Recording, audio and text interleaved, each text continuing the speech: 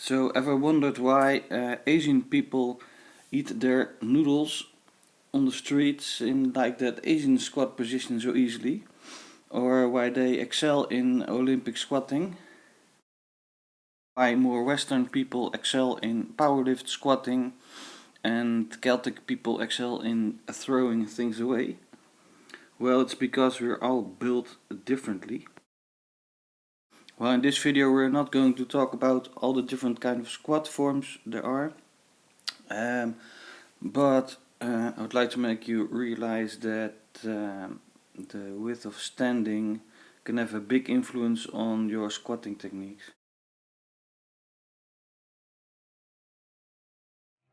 So what Lawrence is showing here is a Olympic squat, meaning that you have your feet positioned well, relatively close together, and this puts more emphasis on your quads and well, the front of your leg right above your knee, and the bar just below your upper traps. But it also asks a lot more of your flexibility in your hip area.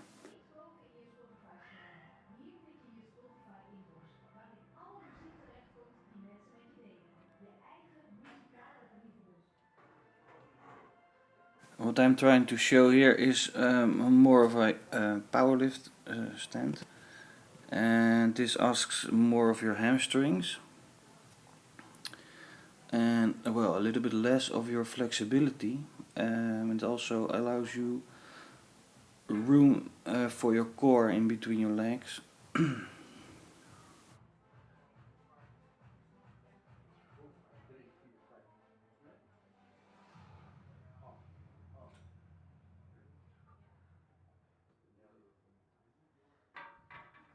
So the reason why we were making this video is not to explain different squatting techniques, but to ask you to play around with the width of standing, because as said before, not everyone is built the same and not everyone is going to achieve the same level of flexibility in your hips.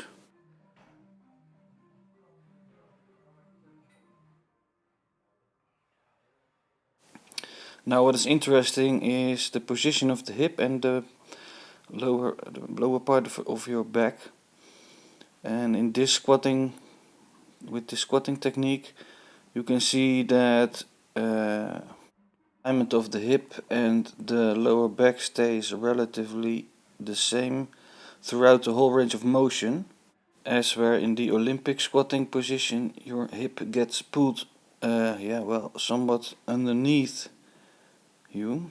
And if you're having troubles with either flexibility or that your hip type may not allow you to do that kind of motion, you can imagine that a lot of strain is being put on your lower back.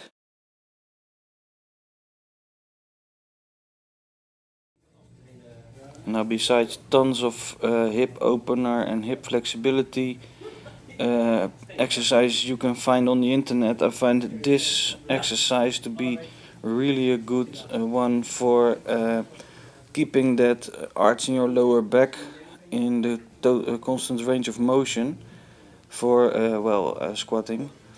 It's a rollout on the Swiss ball, and what you should really be focusing on is well, that arch in your lower back and tightening your abs during this whole motion. And I was standing at the wall like that, and the lights were too hot. And yeah. Je hebt wel nog gezien, ja? Wow. So, good morning of Brussels. I just saw it now. Yeah. I just saw it now.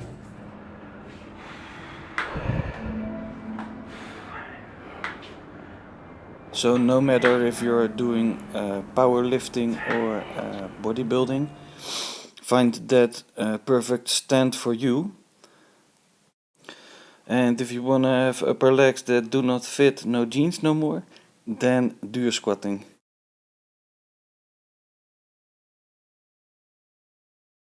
Oh yes, and before I forget, it's more like a cry out than a shout out. The thing is that you really do not need a pussy pad on the bar.